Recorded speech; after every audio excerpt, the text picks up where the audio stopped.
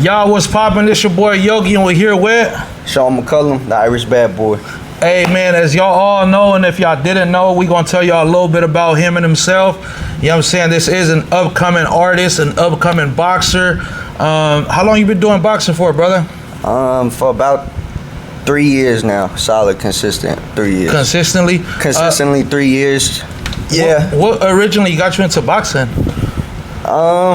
I was going through a hard time in life. Just things weren't really in order. I was drinking a lot. I just had went through a hard breakup, and I kind of reflected on my past life and the last time that things were going good and in order for me. I was competing in wrestling, so I just bought a cheap ass pair of gloves from Walmart. I went over to King's Gym in Oakland. Shout out to Miss King. Went over to King's Gym and I just said, "Can somebody teach me how to fight?" This was like older. Like you didn't want to be a boxer like since like a baby type. Yeah, no.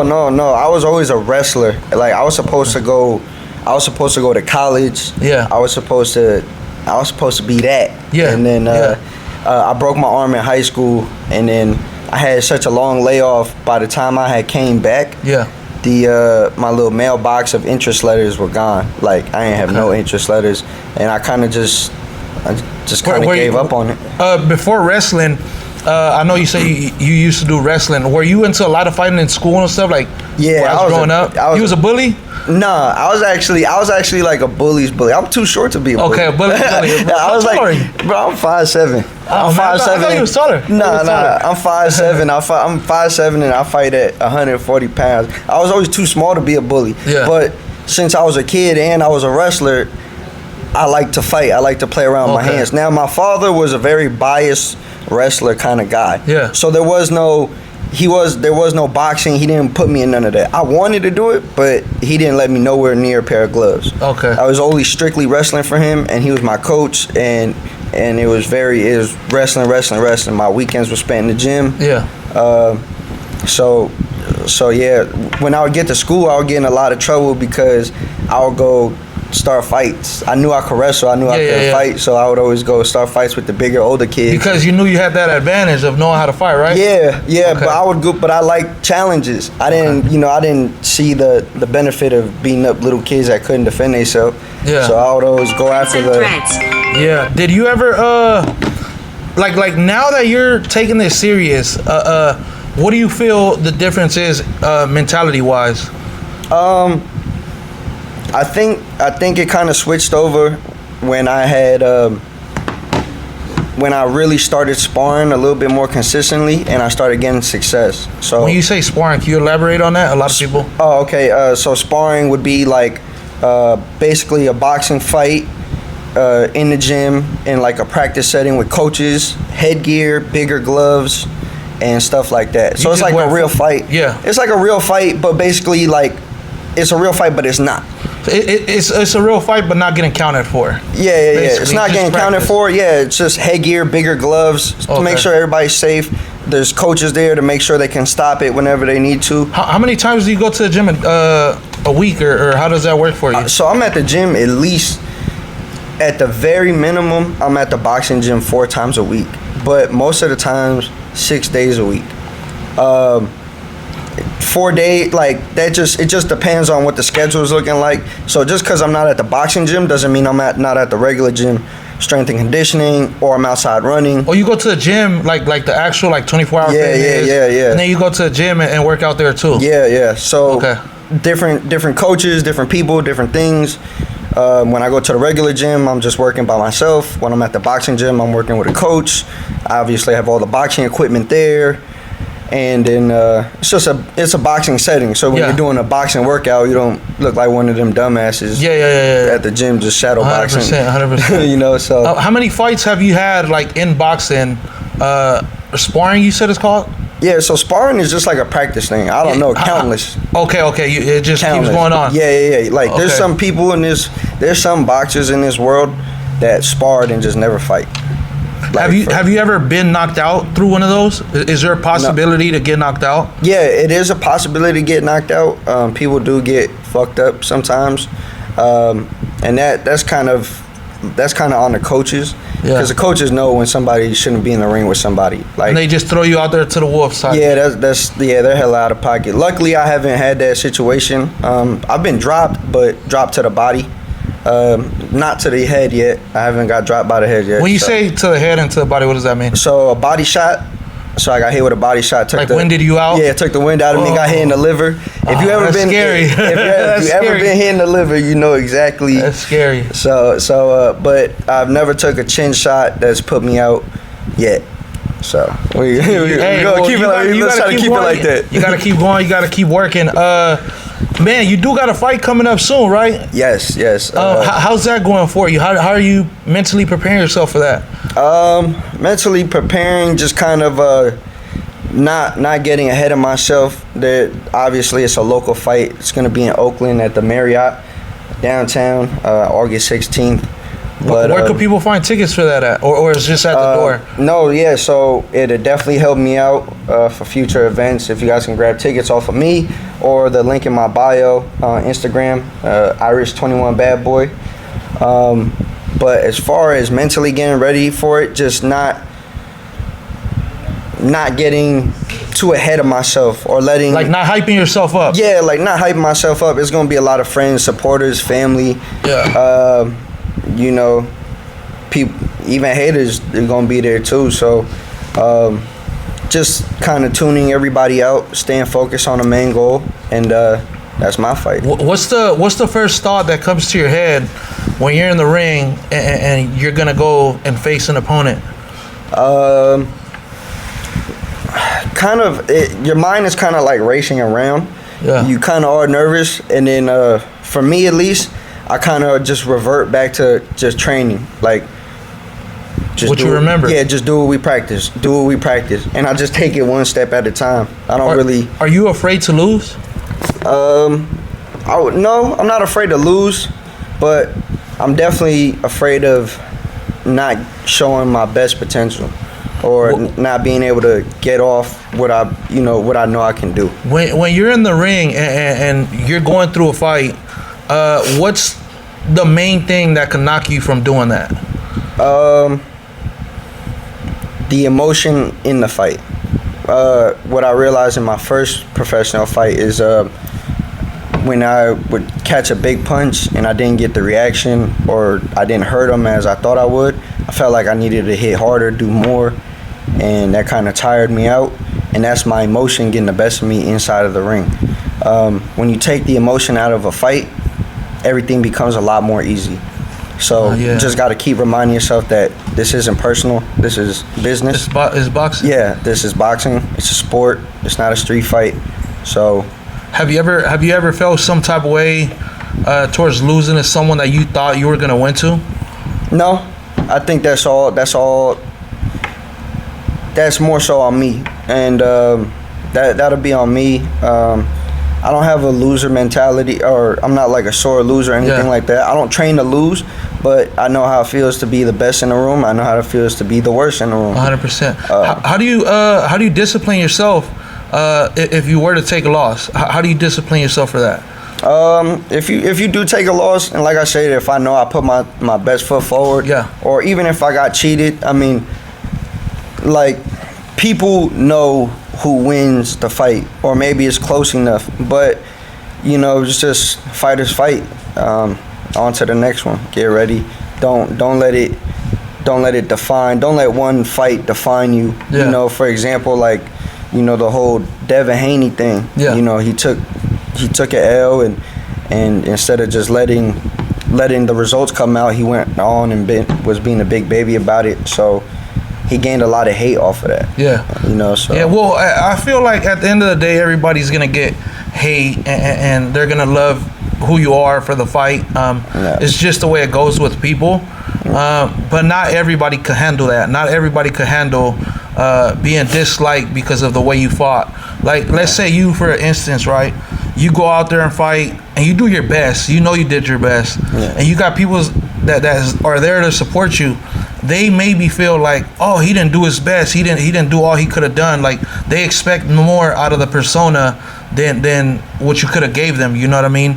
Do you ever feel like you got people that's like that towards you? Like after the fight, they walk up to you like, bro, what's up? Like, why don't you do this? Why don't you do that? Definitely, you know what I mean? Definitely. And then honestly, all I can say is like,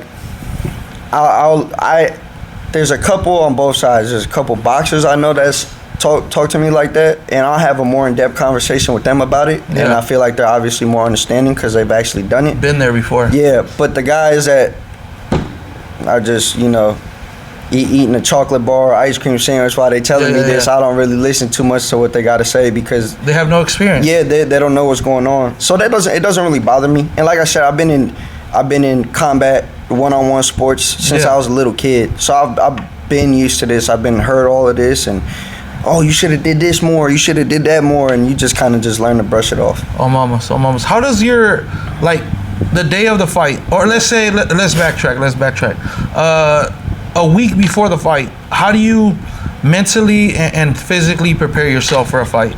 So, a week out from the fight, that's gonna be a lot of weight management from that point. We gotta make our contractual weight because we agree to fight at a certain weight. So that's gonna be making sure our weight is on point, staying busy but not too busy to where you make your body sore or tire your body out. Making sure you put the right food in your body. And at that point, it's that last week of training camp is all preparation for weigh-ins, sharpening up little details. Yeah. And just going over game plan. Okay. Yeah. As far as it goes in the gym, do you ever feel like you overwork yourself because you want to be better than who you are now? I wouldn't say I feel like I overwork myself. I feel like some days are just harder than others, and you'll feel it on the next day when you wake up. Yeah. Some days you would think that it's the same shit because it's the same routine. Yeah. As for you though, do you keep the same routine or you mix it? Like, okay, this day we're only gonna do this. Next day this, or like you got your whole little agenda going when you go to the gym or to the boxing gym, stuff like that. Yeah. So for the most part, I'm either working with I got 3 coaches, so I'm for the most part I'm working with one of them. On the days that I'm not working, that's when I have my own little workouts, or one of them will instruct me on what to do that day.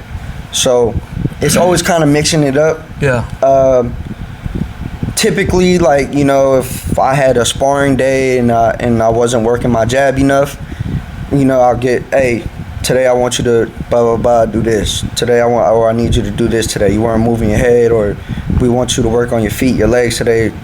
So it's always they point out what you need to work on. Yeah, from what they see in the last sparring session, or what they seen just in training, just in general, or what they seen on the pads, the mitts, whatever we were doing, they'll be like, okay, we need to work. Let's touch this up. Yeah. Because it's a constant go around. You know what I'm saying? If you don't touch up on something enough, just naturally you just forget about it. So it's just a constant go around. Okay, today we're just gonna do the basic. Throw the jab, bring it back to your hand. Boom. It's like, okay, now that's back. Now it's back installed in you for at least another however long until it's like it needs to be touched on again. Okay, yeah. I remember you were at the beginning of the interview. You mentioned that you used to drink, you used to wild out, basically. You used to have fun. Yeah.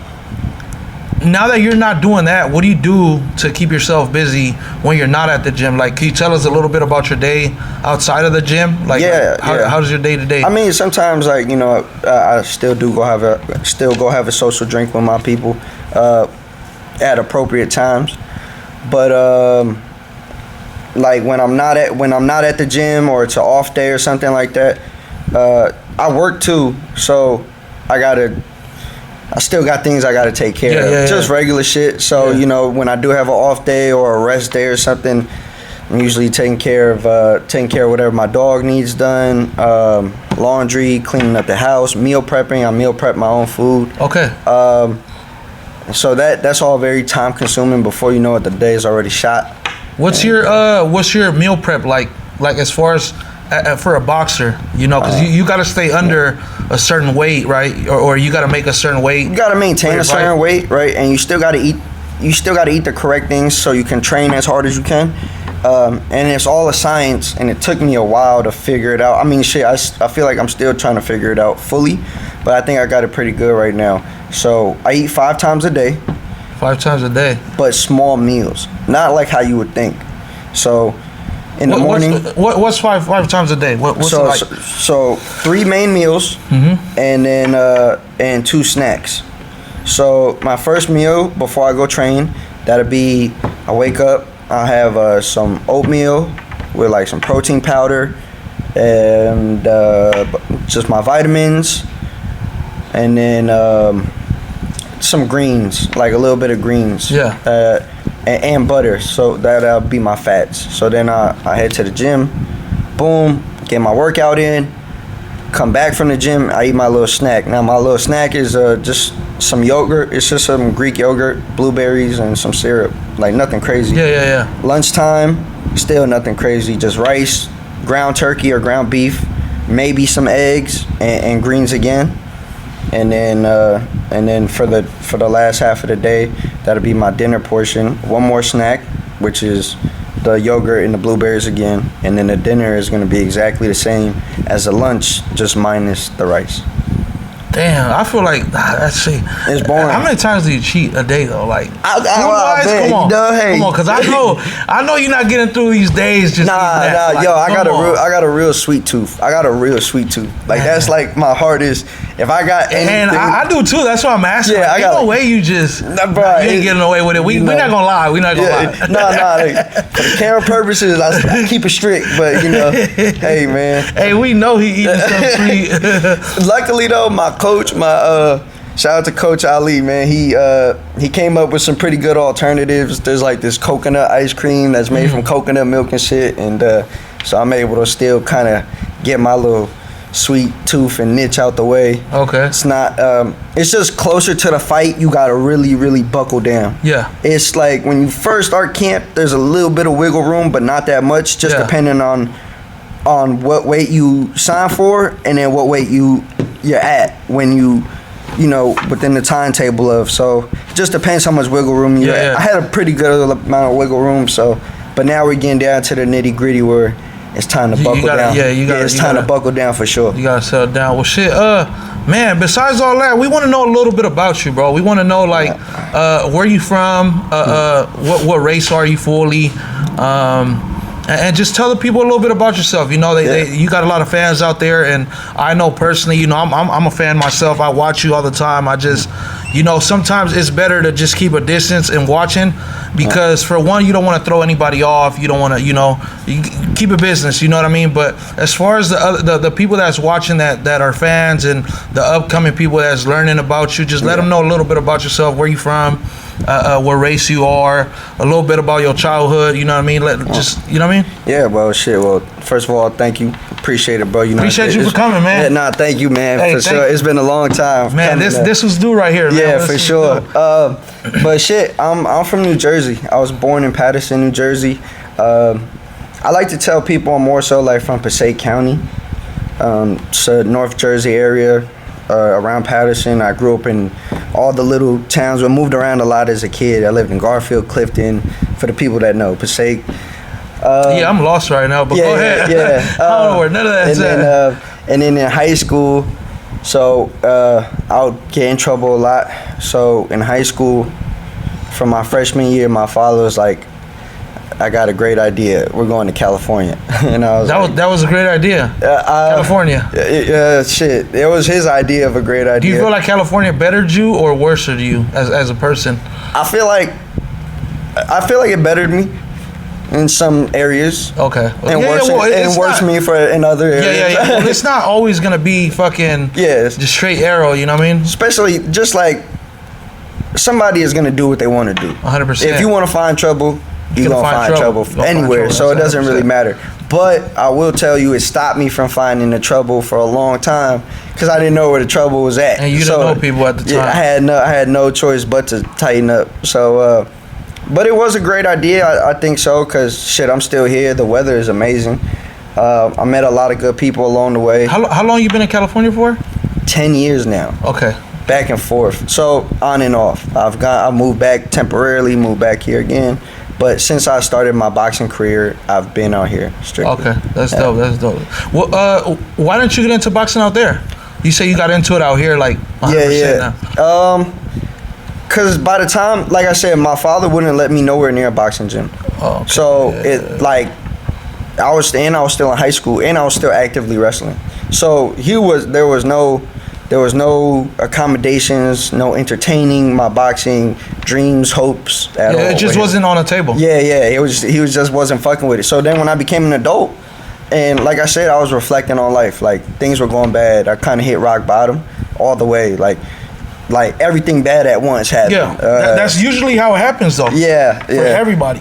Yeah, be careful what you ask for, because I asked God to make me strong, and he sure put me through some shit. Yeah, he sure did. Hey, how did you take it, like as far as like towards your dad? Like, how was the feeling towards your dad, because he didn't want you near a boxing gym, he didn't want you near the boxing gloves? Like, how was that for you, knowing that you wanted to do that? I kind of feel like what you don't know won't hurt you. I didn't know what I was missing out on. I just knew I wanted to try it. I always thought it was cool. I always knew it was something like I knew I would be into. But I was already doing a one-on-one combat sport that I was already into, and I was already good. Like I said, I know what it feels like to be the best guy in the room, and I also know what it feels like to be the worst guy in the room. 100%. When I was a wrestler and I would walk in the gyms, I was always one of those guys. I was always one of the top dogs. And everybody knew your name. You walk in there, hey! For sure, yeah. I knew all the coaches locally and all the other top dogs that were wrestling around the area. So that was cool. But then when I started boxing, it was just a whole new humbling experience. I was now the brand new worst guy in the room. Yeah. So yeah, I just didn't know what I was missing. So how did your parents take it once you told them that this is what you're doing, this is what you want to do? Are they supportive or no? I think they both are now. They both definitely weren't on board with it from the beginning. Yeah, but I'm a grown adult. Yeah, 100%. And I think it's kind of grown on my mother. She's like a huge fan now. That's dope. Yeah, she loves it. My dad is still kind of like on the edge, a grouchy old man about it, but you know he's still supportive of it, so that's cool too. You feel like you're gonna make him proud in this? That's the goal. You know, the goal was to just make something of myself. My little brother and my little sister, they're very successful, and I've kind of just been the black sheep of my family. So this is like my opportunity to do something to you know, make everybody proud around me. You know, I disappointed a lot of people growing up being such a promised wrestler and all these other things, and then when I stopped and started fucking around with the streets, I disappointed a lot of people, and you could see just the hurt in their eyes, and they just disconnected from me slowly but surely. They all drifted away from me. So how old are you now, bro? 27. 27. Where do you see yourself in the boxing? Where do you see yourself 10 years from now? I see myself, honestly, I don't know. I don't know how far my balls or my toughness will take me. Yeah. I haven't touched that level of competition yet, and I haven't been on that big stage yet. But I do know that I'm definitely putting my best foot forward, and all my eggs are in one basket right now. So my goal was to never get in the ring and be like Floyd Mayweather. I started too late, realistically. Yeah. Like I know what this is. I'm coming to give people good, exciting fights. I'm coming to fight. I don't want to make it a boring night. So if there's a promise you could give yourself now, what would it be? To not be that guy that said I could have been. I don't want to be that person that's at the bar 20 years from now telling some young guy like I could have been that guy. I could have been that person. And as long as I give it my best shot, it is what it is. You're gonna do it. You're gonna do it. I feel like you're gonna be very successful in this. I see the way you speak about this when it comes to talking about boxing. It brightens up your eyes. You make it what it is, you know, and that's something that you passionate about, something that you love doing. And I love that for you. You know what I mean? Not everybody has the balls to be able to step in the ring and have an opponent in front of them knowing that, damn, this motherfucker's gonna kick my ass or I'm gonna kick his. You know what I mean? So I just wanted to also ask you, like, if your opponent was watching you right now, is there a message that you would give him? It's nothing personal. Just I'm getting paid to do a job, it's gonna be me or him, and I'm training, so it's got to be him. Hey man, all I'm saying is I'm not on nobody's side. I just hope and may the best man win. I'm here to support just the sport itself. And at the end of the day is gonna end. For sure. But let's say the day of the fight, where do you feel like you should be mentally, as far as like you can't have no stress on you, you can't have no family drama or nothing crazy. Like, where do you feel like you got to be mentally for that? Like, I'm wake up, link up with my team, and phones go off. It's over. Phones are shut off, and it's lock-in time. That whole day, there is no social media, no phones, no text messages, because just all that shit can throw you off. Just a little slightest bit of hate or overconfidence or anything have you overthinking in the ring. Yeah, just throw you off. Just have you not thinking. So it's best to just be locked in with your team, locked in with your coaches, looking across from the people that believe in you the most and the ones you've been working with. Do you feel like you ever fight something bigger than yourself? Yeah, my past. I feel like I'm still like fighting my past. Right now, like this guy that I'm fighting, he's just somebody in my way. Like right now, I'm fighting my past, the stigma that I have to me, being a drinker, fucking up, being around in the streets, getting arrested, all the stupid little dumb shit that I've been doing. I feel like I'm fighting that off right now. Just trying to show that I'm fixing myself. You're doing better than who you was. Yeah, for sure. What do you consider a real fighter? A real fighter, somebody who gets in there, man. Anybody who gets in that ring, like, you gotta respect it. Like I said earlier, it takes balls. Yeah, to be able to do this shit. That feeling that we all get in our stomach before we walk to the ring, that we feel, that's a real fighter, man. It's going out there, contrary to everybody else's belief, and all the negative things that could be talked upon you. Just getting out there and just going out there to perform. Oh, mamas, what do you feel like your fans should expect from you on fight night? Just my most authentic version of myself. I don't change who I am for nobody. You shouldn't. Yeah, I'm going out there to fight. I'm going out there to win. And afterwards, it's gonna be a party, baby. Hey, afterwards it's gonna be a party, and that's where I come in the picture, and I'm gonna come through and turn my boy up. You know what I'm saying? We about to make it happen. Before the end of the interview, chat, I just want to let y'all know that I am very thankful. Shout out Tucker Media Studios for letting us use the studio so we could be able to run and go through with this interview. I appreciate you again for making it happen. Thank you, brother. Shout out to my sponsor, man. We got Hyphy Juice. Again, that is my sponsor. You know what I'm saying? I appreciate y'all for joining and watching the whole entire interview. Any message you want to give to them before you go out? If you stuck around watching this whole interview, I really appreciate y'all. On Fight Night, baby, August 16th, Oakland, California, at the Marriott. Hit me up for your tickets, man. Win, lose, or draw, I will give it my all. I promise y'all that. And thank you guys all in advance. Let's go. Thank you, man. She just put it in my hand. Me and Bat riding force, man, we sticking to the plan. Yeah, we got our skis on, we dropped him where he stands. See, the news said he was innocent, that he was just a fan. Didn't ask for nothing, she just put it in my hand. Me and Bat riding force, man, we sticking to the plan. Yeah, we got our skis on, we dropped him where he stands.